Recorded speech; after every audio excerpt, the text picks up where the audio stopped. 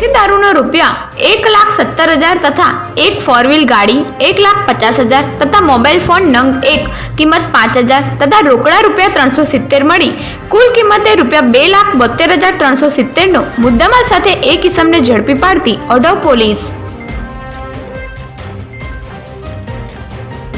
મહેરબાન police commissioner Shri તથા સંયુક્ત પોલીસ કમિશનર સેક્ટર 2 સાહેબની સૂચના મુજબ તેમજ નાયબ પોલીસ કમિશનર શ્રી ઝોન 5 સાહેબ તથા મદદનીશ પોલીસ કમિશનર આઈ ડિવિઝન સાહેબની સૂચનાઓ તેમજ માર્ગદર્શન હેઠળ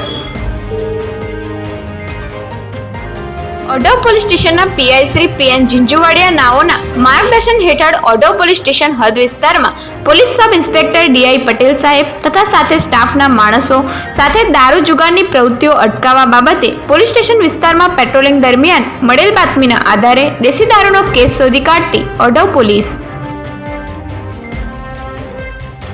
વાહન ચોરીના 4 ગુના શોધી કાઢી કાયદેસરની કાર્યવાહી કરતી એલસીબી ઝોન 5